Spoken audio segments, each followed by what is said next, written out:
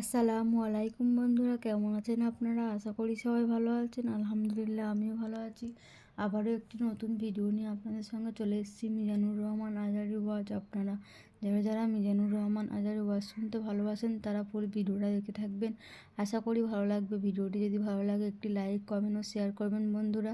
চ্যানেলটি সাবস্ক্রাইব করে পাশে থাকবেন বন্ধুরা। ভালো থাকবেন।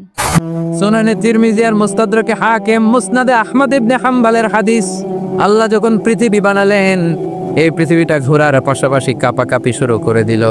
এই পৃথিবীর কাঁপাকাঁপি বন্ধ করার জন্য রব্বুল আলামিন পৃথিবীর মধ্যে পাহাড় গেড়ে দিলে। 7টা tectonic plate, 7 tectonic plates creates the mountain range on earth. 7টা টেকটনিক প্লেট আল্লাহ দিলেন। পৃথিবী সৃষ্টি করার পরে পৃথিবী কাঁপে। আল্লাহ পাথর দিয়ে পেরেক মারলেন, পৃথিবী আর কাঁপে না। সুবহানাল্লাহ কোন ফেরেশতারা দেখে তো হওয়া। ফেরেশতারা বলে, আল্লাহ পাহাড়ের এত শক্তি, পাহাড় গেড়ে দিলেন পৃথিবীতে, আর পৃথিবী কাঁপে না। হাল মিন খালকিকা আশাদ্দু মিনাল জিবাল। আল্লাহ আপনার সৃষ্টির মধ্যে পাহাড়ের চেয়ে শক্তিশালী কি কিছু আছে? আল্লাহ বললেন, নাআম, আছে। আল হাদিদ, লোহা। লোহা পাহাড়ের চেয়ে শক্তিশালী, কারণ লোহা পাহাড়ে মারলে পাহাড় ভেঙে যায়, ঠিক কিনা? ফেরেশতারা আরো অবাক, লোহা এত শক্তিশালী? হাল মিন খালকিকা আশাদ্দু মিনাল হাদিদ। আল্লাহ, তাহলে লোহার চেয়ে শক্তিশালী মনে হয় কিছু নাই, আছে? আল্লাহ বললেন, নাআম, আছে। আন্নার, আগুন, কারণ আগুনের মধ্যে লোহা ফেলে দিলে লোহা গলে যায়, ঠিক কিনা? ফেরেশতারা তো আরো অবাক। ফেরেশতারা বলে, তাই নাকি? আগুন এত শক্তিশালী, তো হাল মিন খালকিকা আশাদ্দু মিনান নার। আল্লাহ, আপনার সৃষ্টিতে আগুনের চেয়েও শক্তিশালী কিছু আছে? আল্লাহ বলে, আছে। আলমা, পানি, কারণ আগুনের মধ্যে পানি ঢাললে আগুন পাওয়া যায়। ফেরেশতারা তো এবার আরো অবাক, পানি এত শক্তিশালী, ওই পানি গড় গড় গড় গড় করে আমরা খাই, এত শক্তিশালী আল্লাহ। হাল মিন খালকিকা আশাদ্দু মিনাল মা। আপনার সৃষ্টিকুলের মধ্যে পানির চাইতে শক্তিশালী কি কিছু আছে? আল্লাহ বলে, আছে। সেটা আবার কি? আল্লাহ বলে, আর রিহ, বাতাস।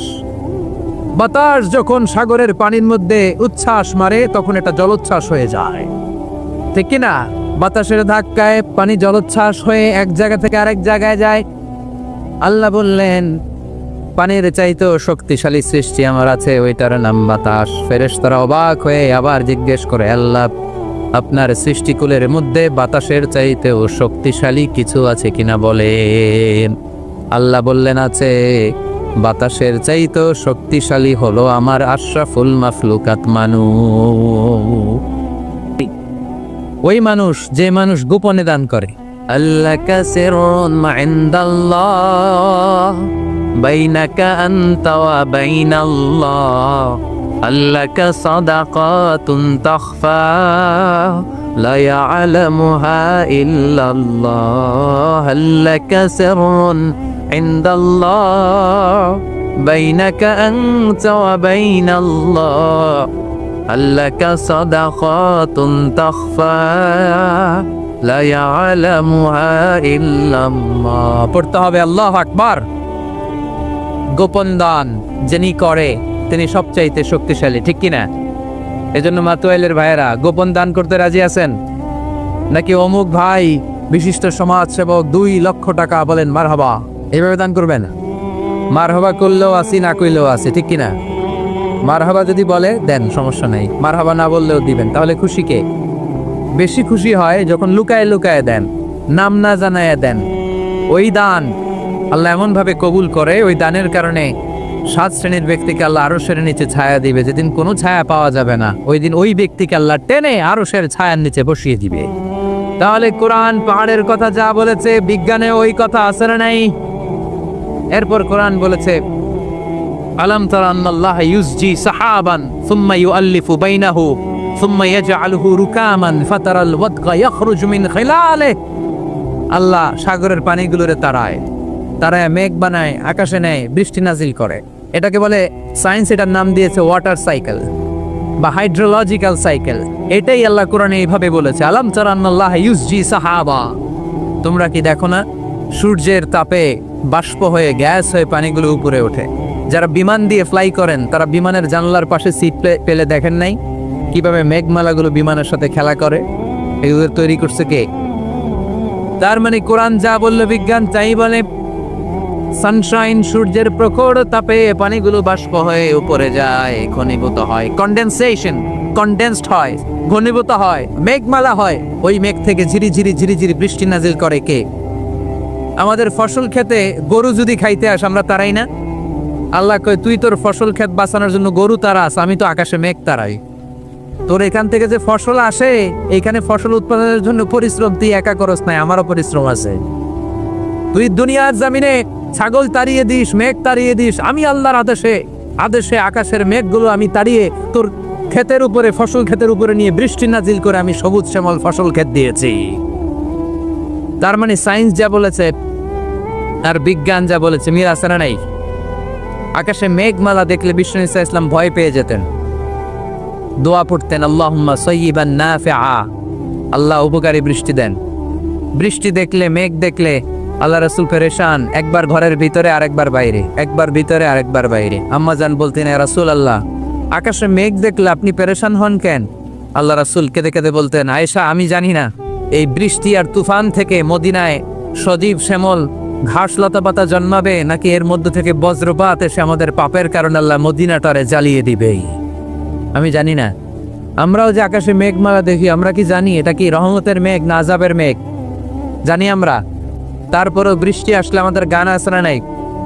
বৃষ্টি আসলে দেখবেন গান লাগায় দেয়, বৃষ্টি পরে টাপুর টুপুর, ওই কয় পায়ে দিয়ে সোনার নুপুর, সব মুখস্থ। এগুলো করা যাবে না।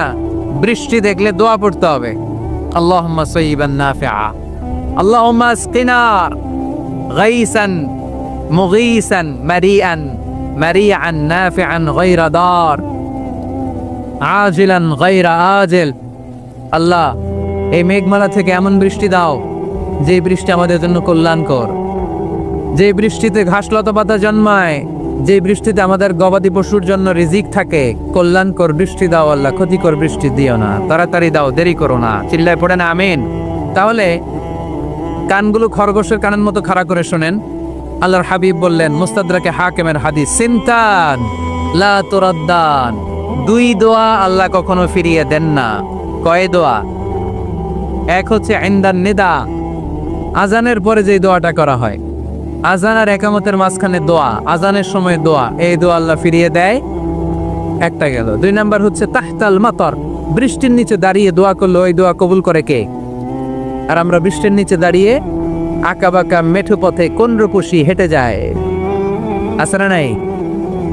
বৃষ্টি আসলে আমরা ভাবুক হয়ে যাই, দরজা জানলা বন্ধ করে দিয়ে অনেকে গান বাজনা ছেড়ে দেয়, হিন্দি গান লাগায় দেয়। এই 16 ডিসেম্বরেও দেখলাম কিছু কপাল পোড়া বাংলা দেশাত্মবোধক গানের পরে হিন্দি গান লাগাই দিস। কত বড় ডাকায়, কোথায় কি করতে হবে ওইটাও জানেন। তো এই জন্য বৃষ্টি নাজির হলে আমরা যেন আল্লাহর কাছে দোয়া করি।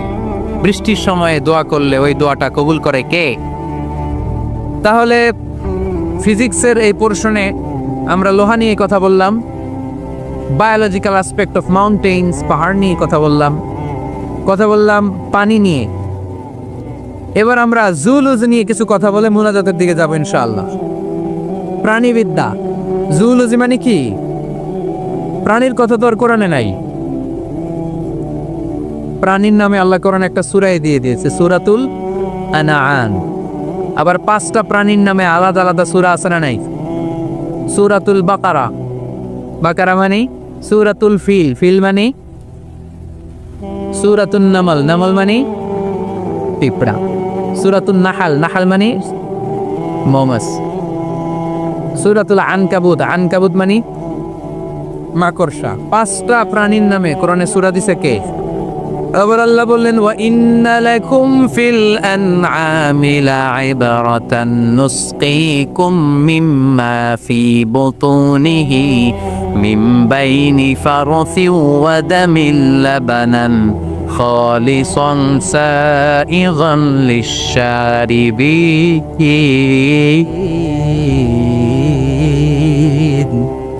পেটের ভেতর থেকে আমি তোমাদের জন্য একটা লিকুইড পদার্থ বের করি, মিম্বাইনি ফারসি ওয়া দামিল লাবানা, এই লিকুইড পানিটা গোবর আর রক্তের মাঝখান দিয়ে আমি বের করি, কিন্তু এই পানিটার মধ্যে গোবরও মিশে না, রক্তও মিশে না। সুবহানাল্লাহ। লাবানান খালিসান, এটার নাম ফ্রেশ মিল্ক, এটার নাম সাইগান লিশারিবিন, খেতে খুব সুস্বাদু। সুবহানাল্লাহ পড়েন। মা তো এলে গরু গাভী পালেন নাকি আপনারা? কারা কারা পালেন দেখি? ছাগল পালেন কারা কারা? মা বাআসাল্লাহু নাবিয়্যান ইল্লা রাআল গানাম, এই দুনিয়ায় এমন কোন নবী নাই যে নবী ছাগল চড়ায় নাই। ছাগল চড়ানো নবীর সুন্নাত। সুবহানাল্লাহ কইলেন না? তাহলে মেকানিজমটা দেখেন, what a brilliant mechanism of discharge in milk from animals body. Allah বললেন মিমবাইনি ফারসিউ ওয়া দামিল লাবানা। ফারস মানে গোবর, ফারস মানে দাম মানে রক্ত, দাম মানে, তাহলে গরুর পেটের এক লাইনে থাকে গোবর, এক লাইনে, আরেক লাইনে রক্ত। গোবরও নাপাক, রক্ত, গোবর খাওয়াও হারাম, রক্ত খাওয়াও। দুই হারামের মাঝখান থেকে, দুই পচা জিনিসের মাঝখান থেকে, দুই বিদঘুটে জিনিসের মাঝখান থেকে দুধ আমাদের জন্য বের করে দেয় কে? মেকানিজমটা দেখছেন? মিমবাইনি ফারসি ওয়া জামিল লাবানা, একদিকে গোবর একদিকে রক্ত, মাঝখান দিয়ে স্বচ্ছ দুধ। সুবহানাল্লাহ পড়ে। এই দুধ এমন একটা খাবার, এটা খেয়ে হজম করতে পারলে আজীবন বেঁচে যাবে। নিউট্রিশনের যে ইনগ্রেডিয়েন্টস আছে 6টা, পুষ্টি উপাদান 6টাই আছে দুধের। এজন্য আল্লাহ রাসূল সাল্লাল্লাহু আলাইহি ওয়াসাল্লাম দুধ বড্ড পছন্দ করতেন, আর বলতেন আলাইকুম বি আলবানিল বাকার, তোমরা গরুর দুধ খেও। ফাইন্নাহা তুরাম্মু মিনাল আশজার, কেননা গরুর দুধ এটা ঘাস লতা পাতার নির্যাস। গরু কি খায়? ফাস্ট ফুড খায় না? গরু বার্গার খায় না? ফ্রেঞ্চ ফ্রাইজ খায় না? টিক্কা খায় না? চিকেন কাবাব? গরু কি খায়? এই ঘাস খাবেন, মানে শাকসবজি খাবেন। গরু ঘাস খায়, এজন্য গরুর পেট থেকে দুধ বের করে দেয় কে? আলাইকুম বিআলবানিল বাকার, তোমরা গরুর দুধ খেও। কত বড় ডাক্তার ছিলেন বিশ্বনবী মুহাম্মদ সাল্লাল্লাহু, এমন বিশ্বস্ত নবী, যেটা খাইতে বলছে ওইটা খাইলেই ডাইরেক্ট অ্যাকশন। কালিজিরা খেতে বলতেন, মধু খেতে বলতেন, লাউ খেতেন। লাউ খেলে পেট যত ঠান্ডা থাকে, পৃথিবীর কোনো খাবার এত ঠান্ডা হয় না পেট, ঠিক কি না? এজন্য বিশ্বনবী বলছেন আলাইকুম বিআলবানিল বাকার, গরুর দুধ খাবা। ফাইন্নাহা তুরাম্মু মিনাল আশজার, কেননা ঘাস পাতা খেয়ে গরুর ভেতরে আল্লাহ ঘাস পাতার মাধ্যমে দুধ বানায়।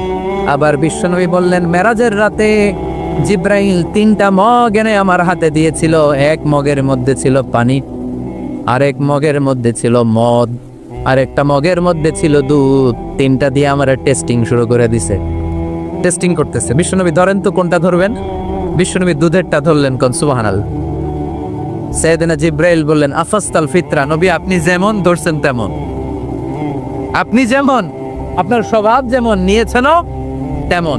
এজন্য দুধ খাবেন, বাচ্চাদেরকে দুধ খাওয়াবেন। অনেক মায়েরা বাচ্চাদেরকে বুকের দুধ খাওয়াতে চায় না, ডানু খাওয়ায়, ল্যাকটোজেন খাওয়ায়, সিরেলাক খাওয়ায় না। আমার মায়েরা, আমার সম্মানিত বোনেরা, বাচ্চাদেরকে দুধ খাওয়াবেন। ওয়াল ওয়ালিদাতু ইরদি'না আওলাদাহুন্না হাওলাইন, 2 বছর খাওয়াবেন, কামিলাইন, পরিপূর্ণ। লিমান আরাদা ইয়াতিম্মার রাদাআ, কারণ মায়ের বুকের দুধের প্রথম যে দিক থেকে যে দুধটা বের হয় এটাকে বলে শাল দুধ। এই শাল দুধের মধ্যে অনেক ন্যাচারাল ভ্যাকসিন আছে। ডাক্তাররা বলেছে বাচ্চাদের ব্রেইন, হাড্ডি শক্ত হওয়া, মেমোরি শার্প হওয়া, উদ্যম আর উজ্জীবিত হওয়ার জন্য, সজীব আচরণের হওয়ার জন্য মায়ের বুকের দুধটা খুবই জরুরি। এটা অবশ্যই খাওয়াবেন। আর এই মায়ের বুকের দুধের ভেতরে আল্লাহ বাচ্চার জন্য প্রথম টিকাটা ফ্রি দিয়ে দিছে। বাচ্চার জন্য কিছু টিকা দেওয়া লাগে না, যক্ষা, এটা সেটা, প্রথম টিকাটা ফ্রি। প্রথম টিকাটা আল্লাহ দিছে মায়ের বুকের দুধের ভিতরে। এজন্য নিজেরাও দুধ খাবো, বাচ্চাদেরকেও মায়ের বুকের দুধ খাওয়াইতে হবে, ঠিক কিনা? গরুর দুধের ভিতরে অনেক পুষ্টি আছে, হজম করতে পারলে অনেক পুষ্টি। আমরা যেন বেশি বেশি দুধ পান করি, আল্লাহ তুমি তৌফিক দান করো। তাহলে দুধের এই কথা কোরআনে যা আছে, সায়েন্স তাই বলছে। কোরআন বলছে 1000 বছর আগে, সায়েন্স এখন খালি ঘোষণা দিতেছে বাচ্চাদের দুধ খাওয়ান, গরুর দুধ খান, এটা তো উপকার আছে। তার মানে এই প্রাণীকুলের ব্যাপারে প্রাণীবিদ্যার যে তথ্য, কোরআন আর বিজ্ঞান মিল আছে না নাই? এরপরে কোরআন বলেছে মধু খাও। وأوحى ربك إلى النحل أن اتخذي من الجبال بيوتا ومن الشجر ومما يعرشون ثم كلي من كل الثمرات فاسلكي سبل ربك ذللا يخرج من بطونها شراب مختلف ألوانه فيه شفاء للناس إن في ذلك لآية لقوم يتفكرون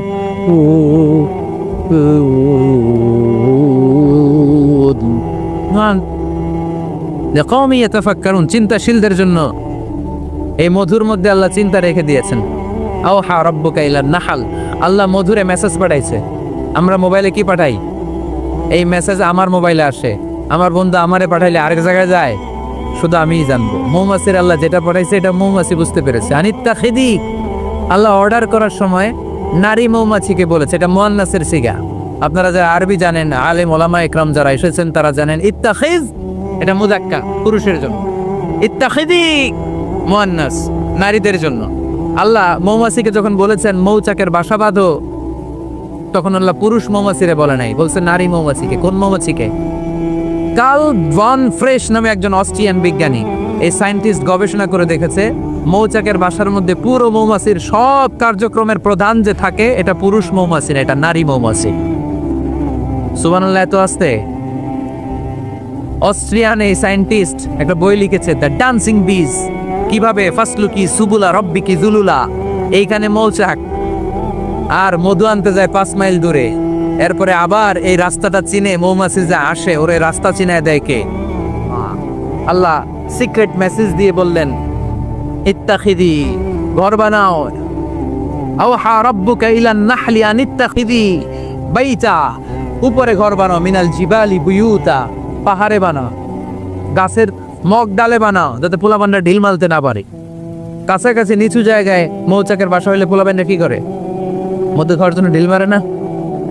আল্লাহ দেখেন কিভাবে সিক্রেট মেসেজ দিল যে নিচে তুমি তোমার মৌচাকটা করো না, উপরে বানাও।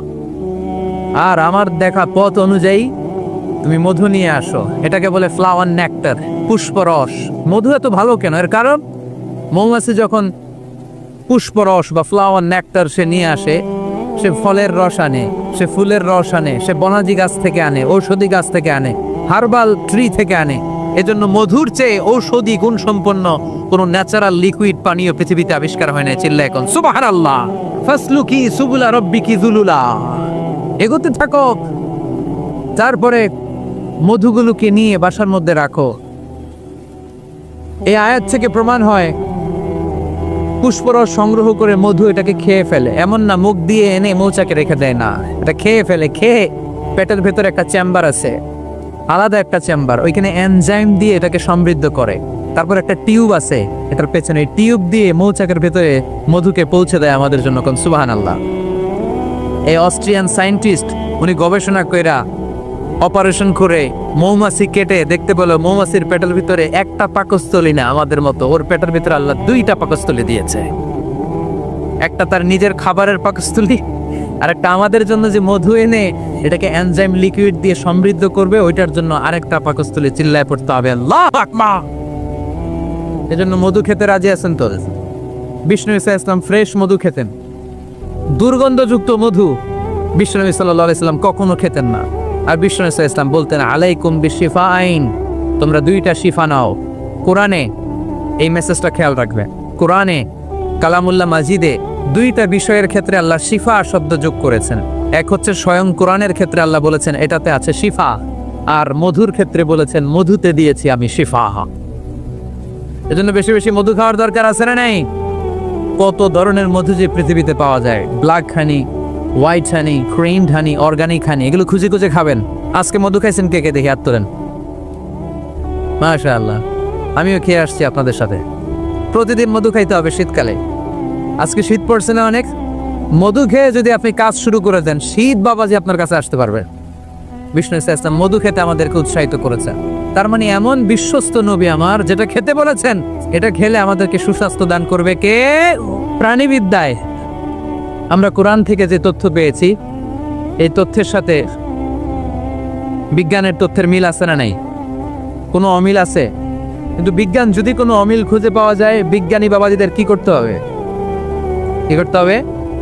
They have to wait unless they get their final discoveries, the latest and modern invention, তাদের নতুন ইনভেনশন যতক্ষণ না আসে বসে থাকতে হবে, কারণ তোমাদের কথা ফাইনাল না। বিজ্ঞানের সবচেয়ে বড় থিওরি যে বিজ্ঞানের কোনো থিওরি ফাইনাল না, আর কোরআনের সবচেয়ে বড় থিওরি কোরআন যাই বলেছে তাই। আবার এই কোরআনে রহমত আছে না নাই? কোরআনের তাফসীর যখন হয়, কোরআনের আলোচনা যখন হয়, কালামুল্লাহ মাজিদ থেকে তেলাওয়াত যখন হয়, বিশ্বাসীরা যদি চুপ করে সে তেলাওয়াত সে তাফসীর শোনে, তাহলে রহমতের বারিধারা আকাশ থেকে নাজিল করে কে? রব্বুল আলামিন বলেন, ওয়া ইযা কুরিআল কুরআনু ফাসতামিউ লাহু ওয়া আনসিতু লাআল্লাকুম তুরহামুন।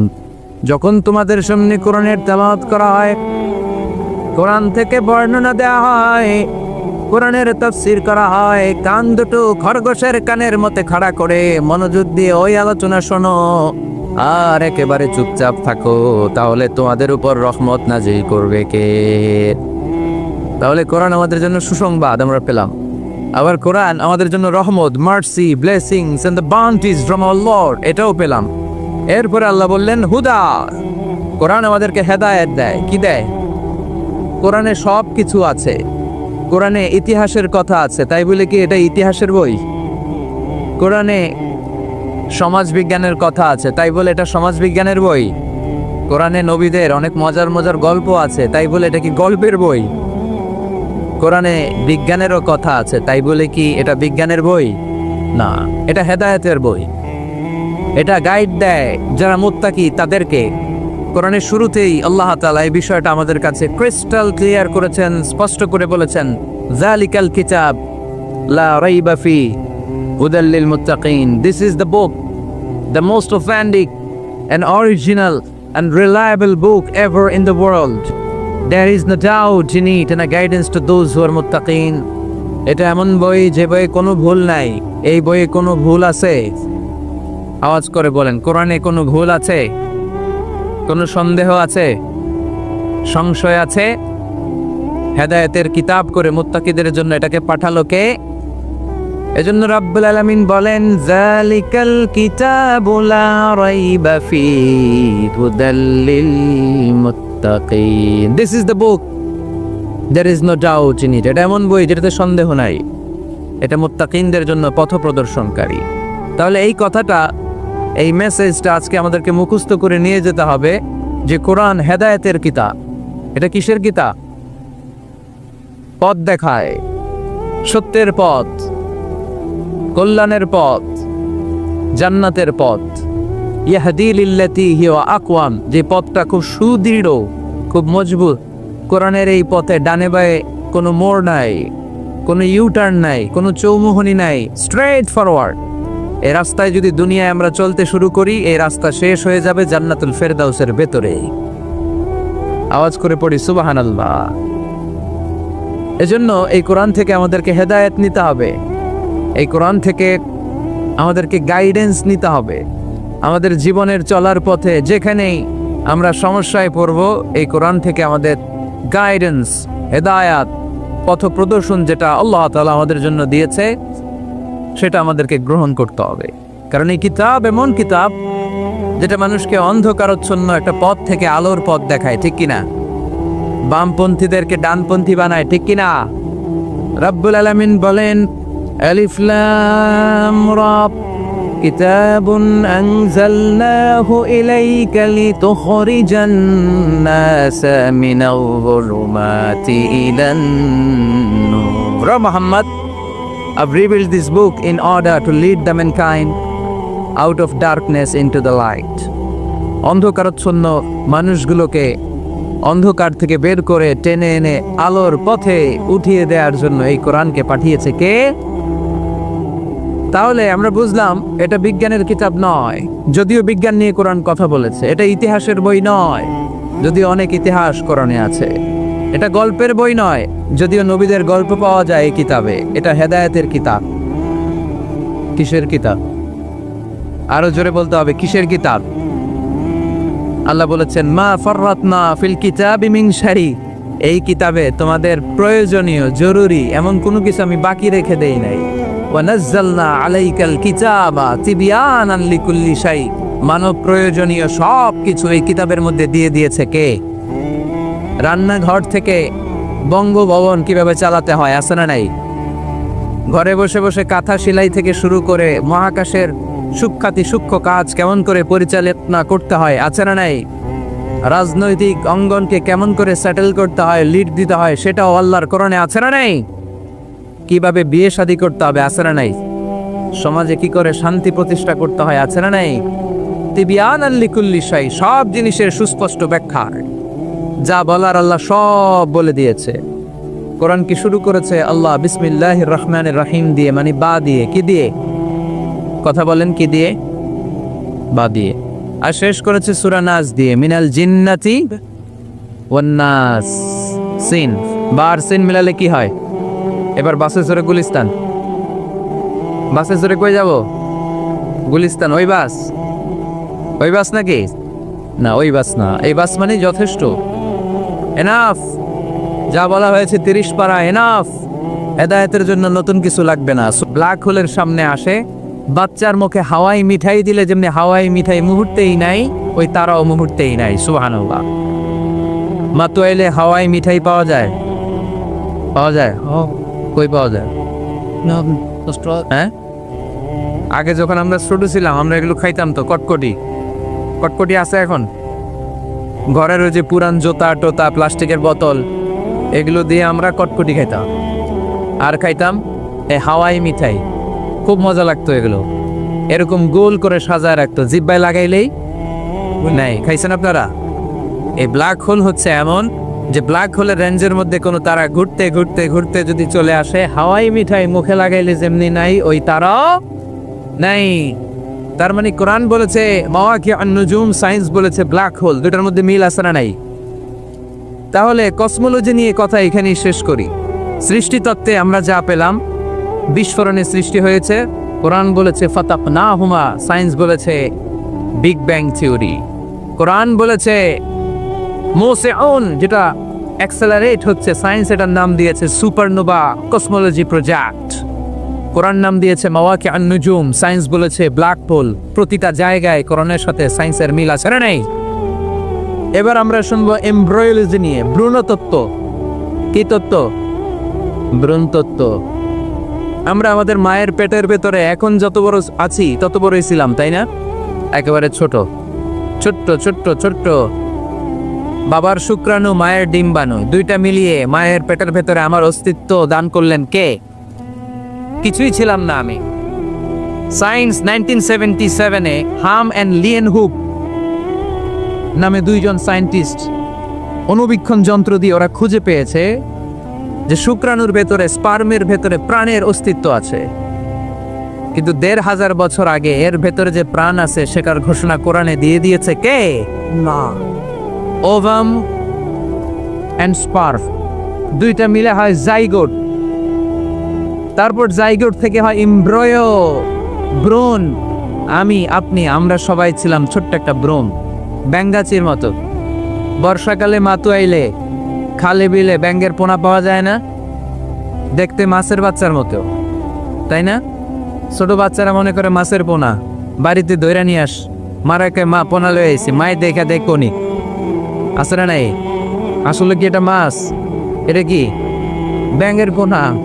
তো আমরা, আমি, আপনি, প্রত্যেকে আমরা ব্যাঙ্গের পোনার মতো ছিলাম, রক্তচোষা জোকের মতো ছিলাম, মায়ের জরায়ুর দেয়ালের মধ্যে লেগেছিলাম। তারপরে আল্লাহ তাআলা আমাদেরকে বড় করতে আরম্ভ করলেন। স্পার্ম ড্রপ থেকে আমরা হলাম ব্লাড ক্লট, রক্তপিণ্ড। সেখান থেকে আমরা হলাম মুদগা, নুতফা, আলাকা, মুদগা, 3 স্টেজ। প্রতি 40 দিন পর পর আমার সাইজ বাড়তে লাগলো। সায়েন্স এটা স্বীকার করেছে যে প্রত্যেক 40 দিন পর বাচ্চার একটা নোটিসেবল ডেভেলপমেন্ট ঘটে। আল্লাহ রাসূল সাল্লাল্লাহু আলাইহি ওয়াসাল্লাম বলেছেন ইন্না খালকাকুম ইউজমাউ ফি বাতনি উম্মিহি 40 ইয়াওমা। প্রতি 40 দিন পর তোমার মায়ের পেটের ভেতরে তোমার সাইজ একটু বড় করা হয়। চিল্লায় পড়ি আল্লাহু আকবার। তারপরে তুমি নুতফা থাকো, নুতফা থেকে তুমি আলাকা হও, আলাকা থেকে মুদগা, স্টেপ বাই স্টেপ রক্তপিণ্ড। তারপরে আমি হয়ে যাই গোশতপিণ্ড, ওই গোশতের ভেতরে আল্লাহ তাআলা আমার স্কেলিটন দেয়, কঙ্কাল। তারপরে এই কঙ্কালের চারদিক দিয়ে গোশত দিয়ে আমাকে আল্লাহ প্রস্তুত করে। সর্বশেষ এই চামড়ার লেভেল দিয়ে মায়ের পেটে আমাকে ডেকোরেটিং করে কে? وَلَقَدْ خَلَقْنَا الْإِنسَانَ مِنْ سُلَالَةٍ مِنْ طِينٍ ثُمَّ جَعَلْنَاهُ نُطْفَةً فِي قَرَارٍ مَكِينٍ ثُمَّ خَلَقْنَا النُّطْفَةَ عَلَقَةً فَخَلَقْنَا الْعَلَقَةَ مُضْغَةً فَخَلَقْنَا الْمُضْغَةَ عِظَامًا فكسونا العظام لحما ثم أنشأناه خلقا آخر فتبارك الله أحسن الخالقين পড়েন আল্লাহু আকবার। আল্লাহ বলেন, ছোট্ট নাপাক বীর্য থেকে তোমারে তৈরি করলাম, তুমি ছিলা পানির ফোঁটা, সেখান থেকে বাড়ালাম জমাট বদ্ধ রক্তপিণ্ড, সেখান থেকে গোশতপিণ্ড, ওই গোশতের ভেতরে তোমার কঙ্কাল আমি জুড়ে দিলাম, কঙ্কালের উপরে গোশত দিয়ে প্যাকেট পড়ালাম, সর্বশেষে চামড়া দিয়ে ডেকোরেশন করে দিলাম। ছোট্ট ছিলাম আমরা, একেবারে ছোট্ট, অনেক ছোট্ট। আস্তে আস্তে আমার হাত গজালো, আমার পা গজালো, আমার হেয়ারিং সিস্টেম চালু হলো, আমার রেসপিরেটরি সিস্টেম চালু হলো, আমার ডাইজেস্টিভ সিস্টেম চালু হলো, আমার স্টোমাক হলো, আমার ব্লাড সার্কুলেশন শুরু হলো, আমার হার্টের দুইটা পার্টিশন হলো। আল্লাহ রূহের ফুৎকার দিলেন, আমি মানুষ হয়ে দুনিয়ায় আসলাম। কোন সুবহানাল্লাহ। দুইটা পার্টিশন করে দিলেন। আর এই পাম্প মেশিন আমার মায়ের পেটের ভেতরেই চালু করে দিলেন কে? এক মুহূর্তের জন্য যদি এই পাম্প মেশিনটা বন্ধ হয়ে যায়, মুহূর্তে আমার ঠুস বানায় দিবে কে? আরে মানুষ রঙিন ফানুষ, দম ফুরাইলে তবু তো ভাই কারোরই নাই একটুখানি। আরে মানুষ রঙিন ফানুষ, রঙিন ফানুষ, আরে মানুষ। আল্লাহু আকবার। দুইটা জিনিস আল্লাহ দেয়, রুহু দেয় আর ফেরেশতা দেয়। কি দেয়? রুহু দেয় আর ফেরেশতা দেয়।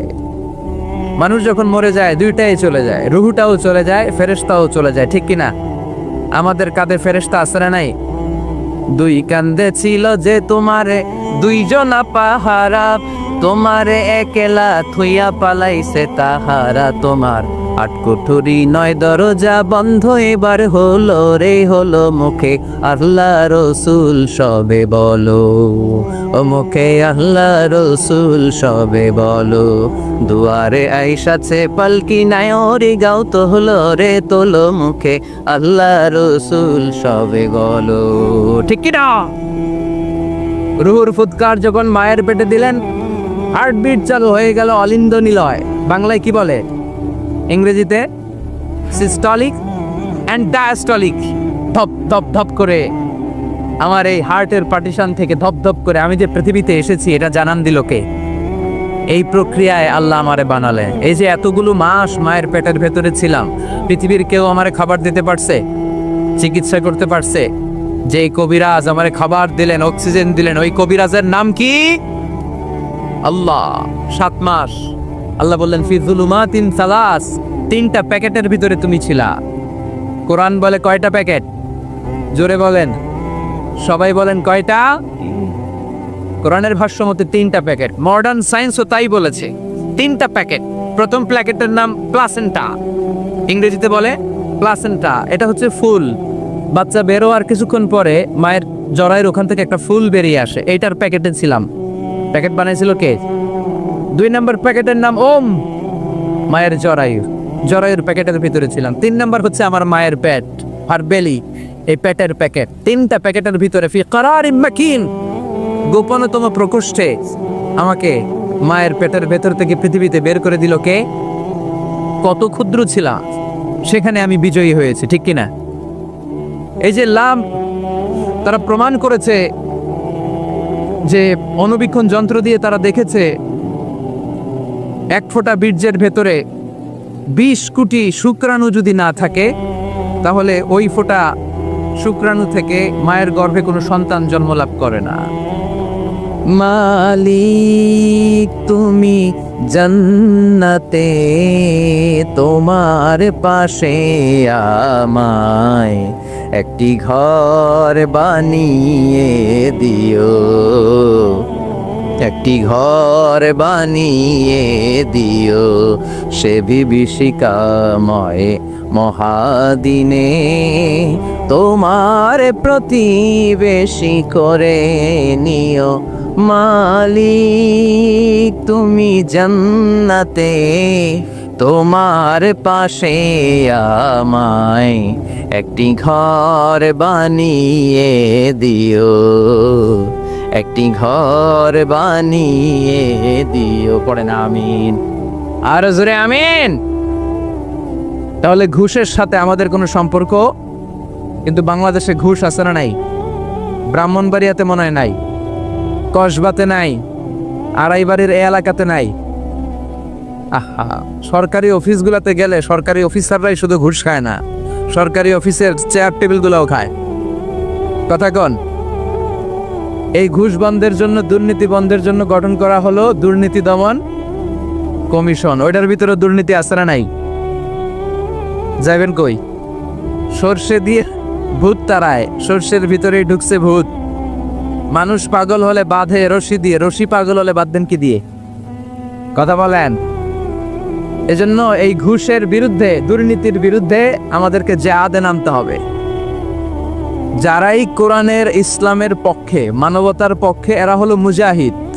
খেয়াল রাখবেন, জেহাদকে এখন অনেকে এক্সট্রিমিজম, সন্ত্রাসবাদ আর জঙ্গিবাদের সাথে না বুঝে গুলিয়ে ফেলে। জেহাদ এক জিনিস, জঙ্গিবাদ আরেক জিনিস। যারা ইসলামের পক্ষে এরা হচ্ছে মুজাহিদ, আর যারা ইসলামের বিপক্ষে এরা এক একটা জঙ্গি। চিল্লায় বলেন ঠিক কিনা? এই আড়াইবাড়ির ময়দানে যারা এসেছে ইসলামের পক্ষে, আপনারা প্রত্যেকে এক একটা মুজাহিদ। আর যারা সাহাবাকে বড় বড় ভাষণ দেয় ওগুলো জঙ্গি। চিল্লায় বলেন ঠিক কিনা? লক্ষাধিক নবী, প্রত্যেকটা নবী এক একজন মুজাহিদ। সাইয়েদনা মুসা আলাইহিস সালাম মুজাহিদ, তার মানে সবচেয়ে বড় জঙ্গিটা হচ্ছে ফেরাউন। সাইয়েদনা ইব্রাহিম আলাইহিস সালাম মুজাহিদ, তার মানে সবচেয়ে বড় জঙ্গির নাম হচ্ছে নমরুদ। আমার পেয়ারা নবী, বিশ্ব নবী ছিলেন মুজাহিদ, তার মানে আবু জাহেল হচ্ছে জঙ্গি। জোরে বলেন ঠিক কিনা? এদেশে যারা ইসলামের পক্ষে কথা বলে এরা মুজাহিদ, আর ইসলামরে যারা গালি দেয়, কোরআনের আওয়াজকে যারা বন্ধ করে দিতে চায়, এরাই সন্ত্রাসবাদের ধারক এবং বাহক। জোরে বলেন ঠিক কিনা? এই যে কিছুদিন আগে কোটা বিরোধী আন্দোলন হয়েছে না, এটার পক্ষে যারা ছিল এগুলা ছিল এক একটা মুজাহিদ। এটার বিরোধিতা যারা করছে এগুলা জঙ্গি। নিরাপদ সড়কের জন্য যেই ছেলেগুলো, তামাল ছেলেগুলো রাস্তায় নেমেছে, এক একটা মুজাহিদ। আর এই নিরাপদ সড়কের বিরুদ্ধাচরণ যারা করেছে এক একটা জঙ্গি। চিল্লায় বলো ঠিক কিনা? জঙ্গিবাদের বিপক্ষে, আমরা শান্তির পক্ষে, আমরা ইসলামের পক্ষে, আমরা মানবতার পক্ষে। বিশ্বনবী যখন কোনো যুদ্ধে যেতেন, বিশ্বনবী তার chief of the military, chief of the ব্যাটালিয়নকে বলতেন, খবরদার, যে এলাকায় অ্যাটাক করবা ওই এলাকার কোনো বৃদ্ধ বৃদ্ধার গায়ে হাত তোলা যাবে না। ওই বিধর্মীদের যে ধর্মগুরু আছে, পোপ, সন্ন্যাসী, সাধু বাবা, খ্রিস্টিয়ান ফাদার, এদের গায়ে হাত তোলা যাবে না। কোনো নারীর গায়ে হাত তোলা যাবে না। যারা সিটিজেন, জেনারেল সিটিজেন, সাধারণ পাবলিক, সিভিলিয়ান, এদের গায়ে হাত তোলা যাবে না। যুদ্ধ যদি তলোয়ার ফেলে দিয়ে বলে আমান আমান, I need the security, I seek the security, তার গায়েও হাত তোলা যাবে না। এটা হচ্ছে ইসলাম। ইসলাম হচ্ছে শান্তির ধর্ম। এজন্য আমরা চাই আমার দেশে শান্তি আসুক। আমরা দুর্নীতি চাই না, আমরা ঘুষ চাই না। চিল্লা এখন ঠিক কিনা? ইসলাম হচ্ছে এমন ধর্ম যেটা শান্তি বিলায়। ইসলাম হচ্ছে এমন ধর্ম যেটা মানবতার কথা বলে। আর না বুঝে, না জেনে এক শ্রেণীর লোক এই ইসলামের বিরোধিতা করে। ওরা চায় ইসলামকে মাটির নিচে গেড়ে ফেলতে, কিন্তু ওরা জানে না যে ইসলাম হচ্ছে চারা বীজের মতো। চারা বীজ মাটিতে গেড়ে দিলে কি হয়? কথা কন। আরো গাছ হয়ে উপরের দিকে ওঠে। চিল্লায় বলেন ঠিক কিনা? এজন্য ইসলামের আওয়াজকে থামিয়ে দেওয়া যাবে। আমার নানা ভাই বললেন যে 2070 সালে আমেরিকার বুকে হোয়াইট হাউসের উপরে যে পতাকাটা ঝুলবে আর পতপত করে উড়বে, তার মধ্যে শোভা পাবে লা ইলাহা ইল্লাল্লাহ মুহাম্মাদুর রাসূলুল্লাহ। চিল্লায় এখন ঠিক কিনা? বিশ্বব্যাপী মুসলমানদের আজ গণজাগরণ। ইউরোপ, আমেরিকাতে মসজিদের সংখ্যা বাড়তে শুরু করেছে। After the Twin Tower attack, the number of Muslim community in USA already have been double and tripled. Twin tower অ্যাটাকের আগে আমেরিকায় মুসলমান জাত ছিল, এখন ডবল থেকে 3 গুণ হয়ে গেছে। মসজিদের সংখ্যা বাড়তেছে, কনভার্টেড মুসলমানের সংখ্যা বাড়ছে। আজকে যেমনি 3 জন শাহাদা পড়ে মুসলমান হলো, এরকম শাহাদা পড়ে পড়ে মুসলমান হওয়ার সংখ্যা, এই লিস্টটা প্রতিদিন বাড়ছে আর বাড়ছে। পড়েন সুবহানাল্লাহ। এজন্য আগামীর দিনটা হচ্ছে ইসলামের জন্য, গোটা বিশ্বব্যাপী ইসলামের জয়গান হবে আগামী দিন। চিল্লায় বলেন ঠিক কিনা? আল্লাহ সেই মিছিলে তুমি আমাদেরকে শামিল করার তৌফিক দান করো, আমাদেরকে শাহাদাতের মৃত্যু নসিব করো।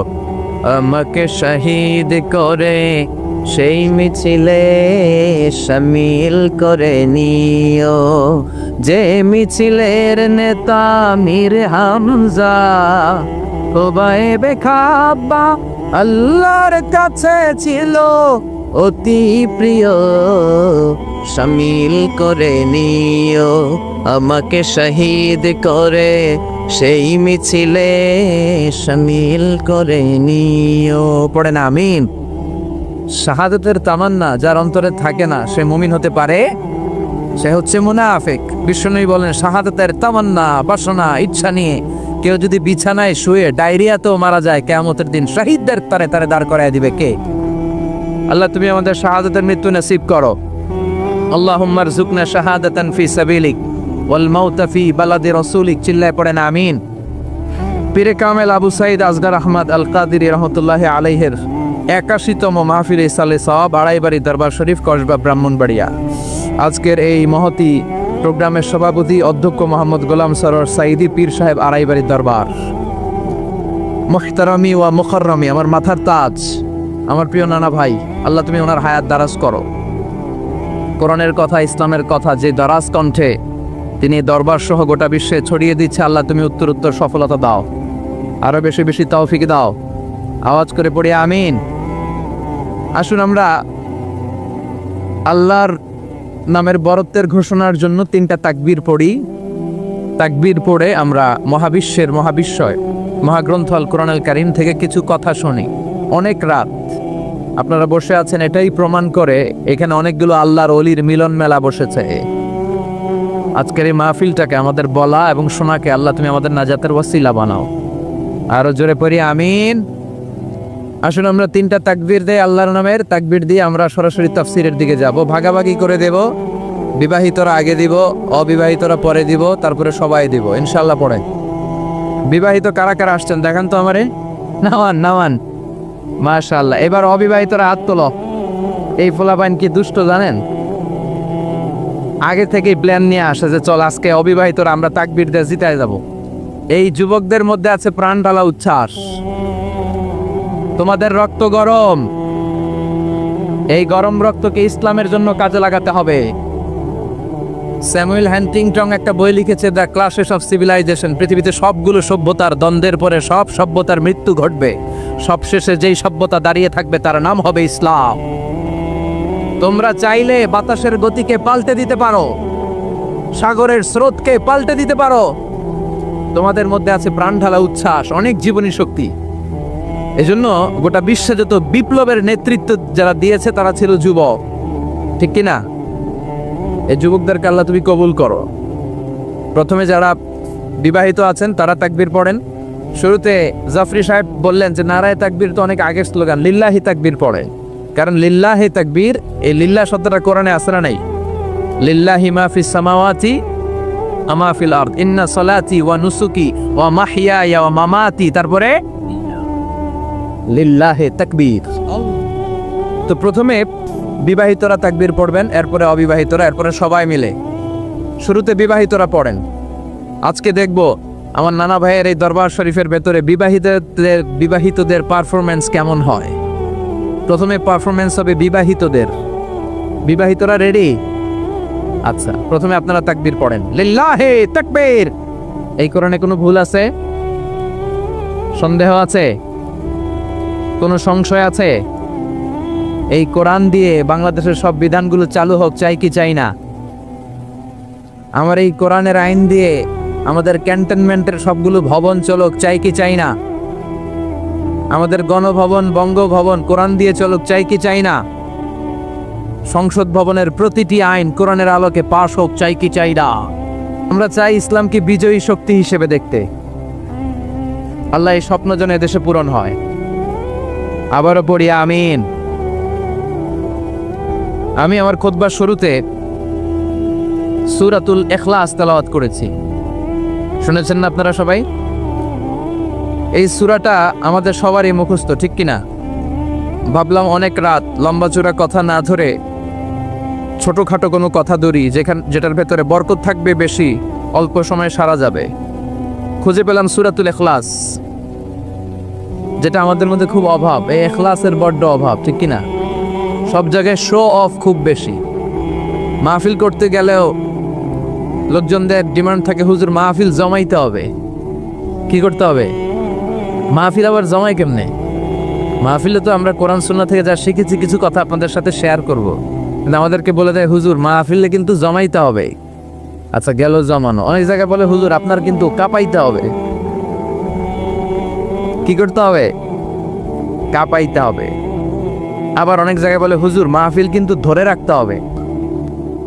তো আমরাও আছি বিপদে। আমরা কোনো জায়গায় জমাইতে হয়, কোথাও কাঁপাইতে হয়, কোথাও আবার ধরে রাখতে হয়, আছে না নাই? তো এগুলো থেকে বেরিয়ে আসেন। সব কাজগুলো যেন হয় ইখলাসের সাথে। অন্তরে ভয় যদি কারো থাকে, তাদের মধ্য দিয়ে এই কাজ প্রকাশিত হতে পারে। যাদের হৃদয়ে আছে আল্লাহর ভয়, তারা কবু পথ ভুলে যায় না। আল্লাহর প্রেম ছাড়া এই দুনিয়া কারো কাছে কোনো কিছু চায় না। রাতের আধারে যারা সেজদাতে রয়, দু চোখের স্রোতে নদী যেন বয়। ছলনার হাতছানি যতই আসুক, পেছনে ফিরেও সে তাকায় না। যাদের হৃদয়ে আছে আল্লাহর ভয়, তারা কবু পথ ভুলে যায় না। আল্লাহর প্রেম ছাড়া এই দুনিয়ায় কারো কাছে কোনো কিছু চায় না, ঠিক কিনা? এজন্য মুমিনের অন্তরে থাকতে হবে একজনের ভয়। তিনি কে? সূরাতুল ইখলাসের তাফসীর শুনবো, পড়েন ইনশাআল্লাহ। এমন একটা সূরা যে সূরাটা আমাদের সবার মুখস্থ, তাই না? মুখস্থ নাই কার কার? শুধু মুসলমান না, অনেক হিন্দু ভাইদেরও মুখস্থ আছে। আলহামদুলিল্লাহ পড়েন।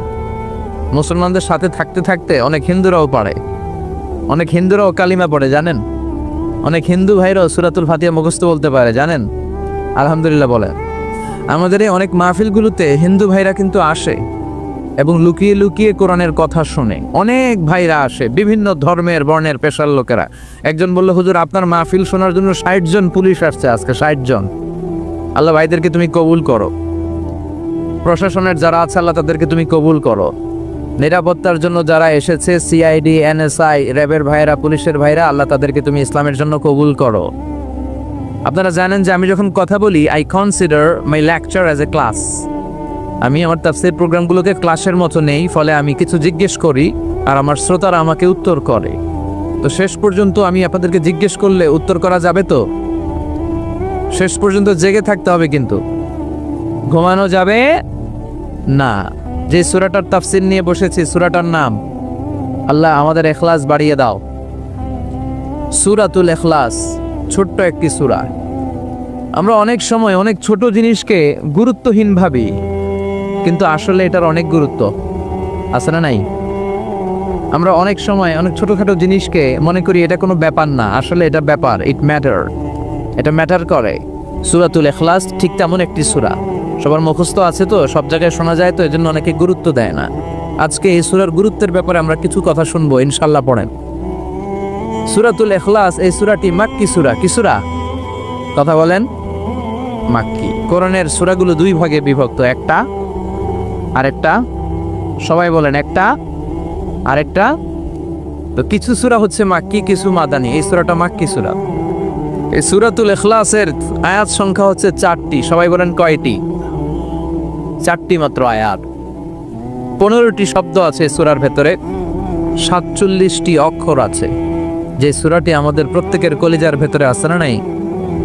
ছোটবেলা বাবার হাত ধরে দাদার হাত ধরে আমরা যখন মসজিদে যেতাম, ইমাম সাহেবের কণ্ঠে শুনতে শুনতে কিছু কিছু সূরা এমনি কবে যে মুখস্থ হয়ে গেছে আমরা নিজেরও করতে পারি না, ঠিক কি না? যেমন সূরাতুল ইখলাস, তাই না? সূরাতুল ফাতিহা কবে যে মুখস্থ করছি আমরা জানি না। সূরাতুল ইখলাস শুধু সূরাতুল ইখলাসের নাম নয়, ইখলাস ছাড়াও এই সূরার আরো অনেকগুলো নাম আছে। এই সূরার একটা নাম হচ্ছে সূরাতুত তাওহীদ। কি নাম? সবাই বলেন কি নাম? তাওহীদেরই মুর্শিদ আমার মুহাম্মাদের নাম বলো, মুহাম্মাদের নাম। আল্লাহর নাম জপলে বুঝতে পারি আল্লাহরই কালাম বলো, মুহাম্মাদের নাম। ওই নামেরই রশি ধরে যাই আল্লাহর পথে, ওই নামেরই ভেলায় চড়ে ভাসি নূরের স্রোতে। ওই নামের বাতি জেলে দেখি আরশের মুকাম বলো, পড়েন মুহাম্মাদের নাম। তাওহীদেরই মুর্শিদ আমার মুহাম্মাদের নাম বলো, মুহাম্মাদের নাম। আল্লাহর নাম জপলে বুঝতে পারি আল্লাহরই কালাম বলো, মুহাম্মাদের নাম। সুবহানাল্লাহ পড়েন। এই সূরার একটা নাম হচ্ছে সূরাতুত তাওহীদ। কি নাম? তাওহীদ। তাওহীদ মানে একত্ববাদ। তাওহীদ মানে একত্ববাদ, oneness of God, the oneness of creator. আমাদের স্রষ্টা একজন, চিল্লায় বলেন কয়জন? এটাকে বলে তাওহীদ। আর এর বিপরীত হচ্ছে শিরক, যে